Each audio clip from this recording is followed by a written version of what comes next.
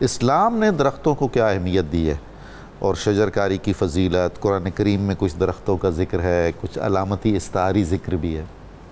بسم اللہ الرحمن الرحیم، اللہم صلی علی محمد وعلی آل محمد وبارک وسلم۔ بہت شکریہ محترم پروفیسر صاحب۔ ہم قرآن و سنت کی روشنی میں جب درختوں کی طرف نظر ڈالتے ہیں تو یوں لگتا ہے کہ بشر اور شجر کا چولی دامن کا ساتھ۔ بہت خوب۔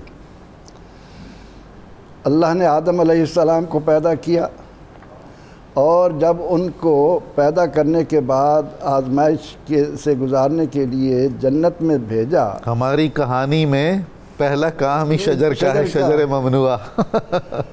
کیا حکم دیا؟ جی ہاں، فرمایا کہ وَقُلْنَا يَا آدَمُ اسْكُنْ أَنْتَ وَزَوْجُكَ الْجَنَّةَ وَكُلَا مِنْهَا رَغَدًا حَيْثُ شِئْتُمَا وَلَا تَقْرَبَا هَٰذِهِ الشَّجَرَةَ۔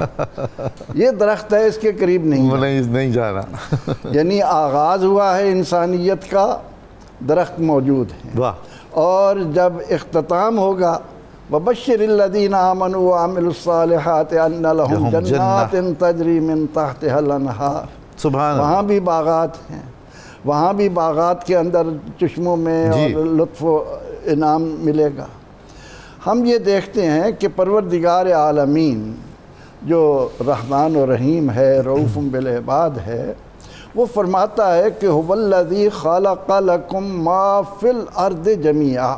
جی اے لوگو، اللہ وہ ہے جس نے زمین کی ہر شے تمہارے فائدے کے لیے بنائی۔ جی ہاں، یہ ایک اللہ رب العزت کا واضح طور پر آرڈر ہے، حکم ہے، اس کا اعلان ہے کہ جانور پیدا ہوئے تیری وفا کے واسطے، کھیتیاں سرسبز ہیں تیری غذا کے واسطے، چاند سورج اور ستارے ہیں ضیاء کے واسطے، سب جہاں تیرے لیے اور تو خدا کے واسطے۔ کائنات کی ایک ایک چیز اللہ رب العزت نے انسان کی خدمت کے لیے بنائی ہے۔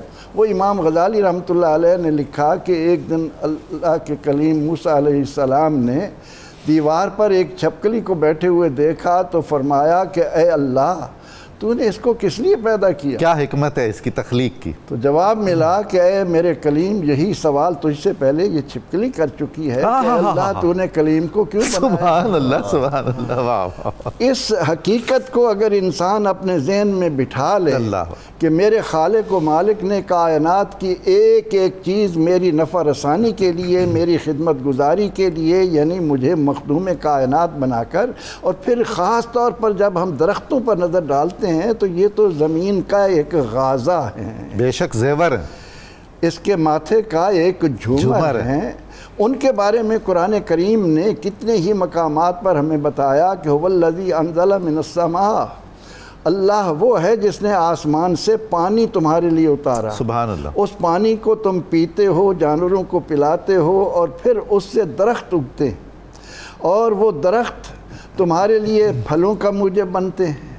وَمَا عَمِلَتْ أَيْدِيهِمْ، اور اس کام آتے ہیں کہ ان سے تم اپنے ہاتھوں سے کام کرتے ہو۔ کیا بات! اب درختوں کی جو لکڑی ہے اس پر کیا کچھ کام ہو رہا ہے دنیا میں، اس پر ایک پورے پروگرام کی ضرورت ہے کہ انسان دنیا کے اندر اللہ تعالیٰ کے اس عطا کردہ درخت کی بدولت، پھر یہ کہ تم ان کے سائے میں بیٹھتے ہو، ان پر تمہارے لیے طرح طرح کے پرندے پناہ لیتے ہیں، ان کے پھل تمہیں طرح طرح کی زندگی میں فائدہ پہنچاتے ہیں۔ تو پروردگار عالمین نے قرآن کریم میں جن درختوں کا خاص طور پر ذکر کیا، ان میں ہم یہ دیکھتے ہیں کہ والتین والزیتون، جی، انجیر کا درخت، زیتون کا درخت، والاعناب، انگوروں کے باغات، والنخیل، کھجوروں کے باغات، سدرہ کا ذکر ہے، بیری کے درخت کا ذکر ہے، رمان کا، انار کا ذکر ہے، اور اسی طرح طوبہ کا ذکر ہے۔ یہ جو فیض صاحب کہا جاتا ہے کہ جو ہماری معلومہ دنیا ہے اس کی جو سرحد ہے وہ سدرۃ المنتہا ہے، تو وہ بھی کیا کوئی ایک درخت ہے؟ جی وہ بھی ایک بیری کا درخت ہے اور اس کے پتے ہاتھی کے کان کی طرح اور بڑے بڑے انداز میں بیان کیا گیا، یعنی سرحد پر بھی اللہ تعالیٰ نے درخت رکھا ہے، وہ ایک علامت کے طور پر ہے، اور رسول اکرم رحمت عالم صلی اللہ علیہ وسلم اس سے بھی آگے تشریف لے گئے انسانیت کو، وہ تو آقا علیہ السلام کی حدوں کا تو بے شک اندازہ کر سکتا ہے، کوئی حد ہے ان کے عروج کی، سر لا مکان سے طلب ہوئی. لیکن آقا علیہ الصلاۃ والتسلیم نے اس سدرہ کے ذریعے بھی بتا دیا کہ یہ درخت انسانی زندگی میں کتنی اہمیت ہیں، کس قدر اس کے لیے پہچان رکھتے ہیں. تو ان تعلیمات کی روشنی میں ہمیں اس حقیقت کو سامنے رکھتے ہوئے کہ کائنات کی ایک ایک چیز اللہ نے ہماری نفع رسانی کے لیے بنائی ہے، اس کی حفاظت کرنا، اس کی دیکھ بھال کرنا، اس کو ترقی دینا، اس کو عروج پر پہنچانا اور اس سے کما حق کو ہوئے استفادے کے لیے ہماری ذمہ داری ہے. یہ اسلام کا ایک حسن ہے. بہت خوب.